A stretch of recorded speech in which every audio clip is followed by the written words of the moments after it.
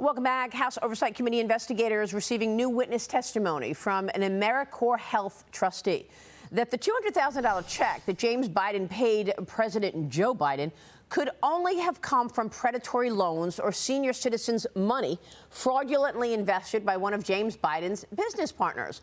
The trustee also told the committee that their company paid James Biden $600,000 after he promised to use his last name, Biden, to get his Middle Eastern contacts to help them raise capital. The company says James Biden did not deliver, and now they are suing him, demanding he pay back the $600,000 he was given. Joining me right now is New York Post columnist and Fox News contributor Miranda Devine. Miranda, great to see you. Good morning to you. Your reaction to all of this? Good morning, Maria. Well, I think that James Biden, the brother of the president, is going to be a very interesting and fruitful, let's hope, witness for the impeachment inquiry, probably early next year. I know that they've been negotiating with his lawyer for him to answer that subpoena. But there's a lot he knows, and he's under a lot of pressure because, of course, he's under investigation from the federal government elsewhere. And the AmeriCorps money that he received, there are two questions about that. One is the $250,000 that he was forgiven in bankruptcy court. Did he ever pay tax on that? And the more important question is the $200,000 check that he cut for his brother on the very day that AmeriCorps money came into him. From the elderly retirees that were bilked. That money to Joe Biden was written as a loan, but there needs to be some sort of evidence of that.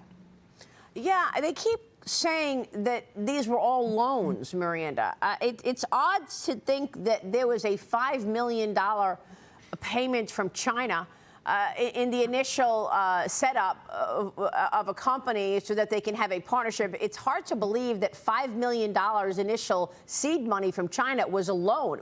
Did they take a loan from China? No, they spent that money and never had any intention of paying it back.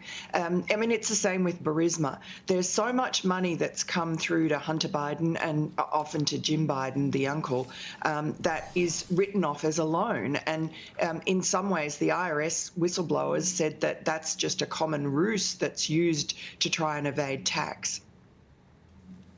Yeah, and we're going to see more of this in the new year. We know we're going to see those developments in terms of depositions that you just mentioned. But House Republican Chairman James Comer and Jim Jordan both pledged to initiate contempt proceedings against the first son, Hunter Biden, after he failed to appear for his scheduled deposition last week and pulled that stunt outside the Capitol. Comer and Jordan also say they're moving forward with impeachment inquiries into President Biden and his family dealings. Watch this. We want to talk to all the partners. We want to talk to Rob Walker, Eric Schwerin, Tony Bobolinsky, Jim Biden. All these individuals are important. And then we still want to talk to Hunter Biden.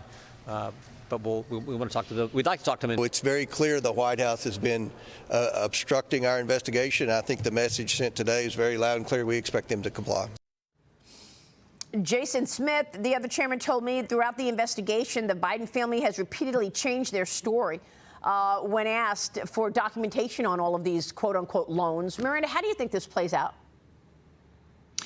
Look, I think that, and I hope that James Comer and his comrades play hardball, because that's the only way that they're going to get these people to testify.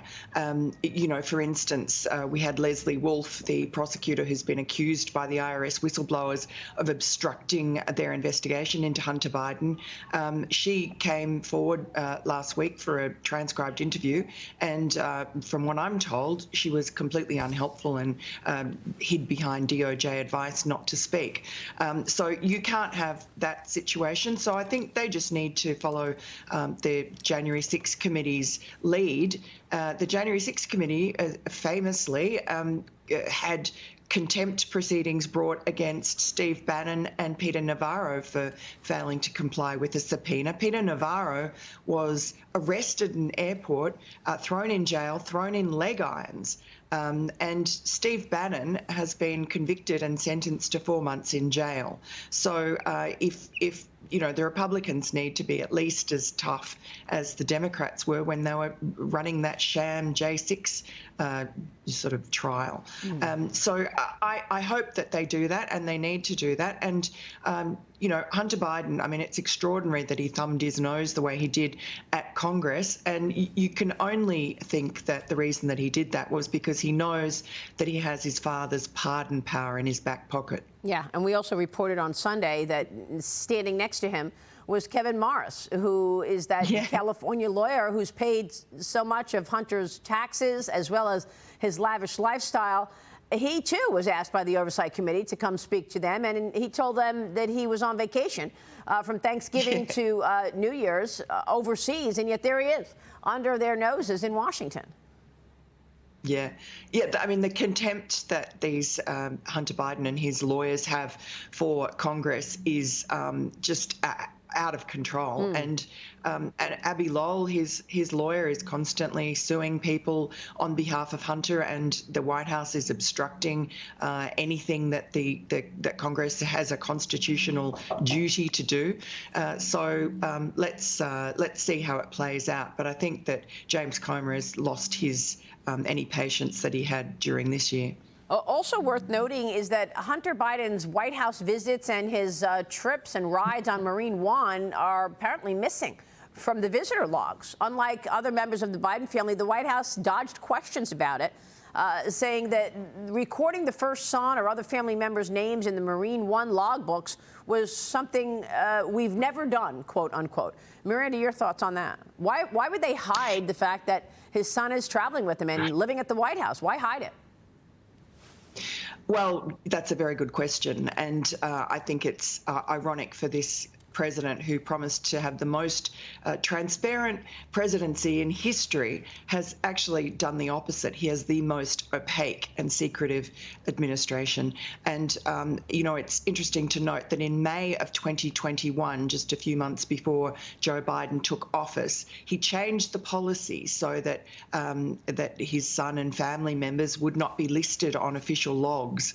And then there's a little parentheses to that, unless it's as long as it's just private, not on any business dealings, which is doubly ironic considering he's constantly vowing that he knows nothing about his son and brother's business dealings. Well, he's also, when he walked into the White House, changed the rules when it comes to the suspicious activity reports, right? We've been told there were 176 suspicious activity reports filed by banks about Hunter Biden and the Biden family. And Congress used to have access to that, but when Joe Biden started his presidency, he cut off Congress getting access to those reports. Again, why?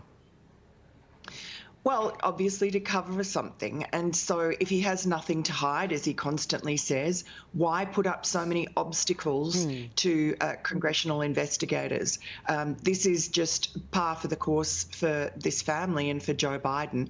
And we saw during the 5 years of the Hunter Biden investigation in Delaware, we know now from Joe Ziegler and Gary Shapley, the two IRS whistleblowers, that every step of the way there was obstruction, there was difficulties, there were leaks to Hunter Biden's lawyers.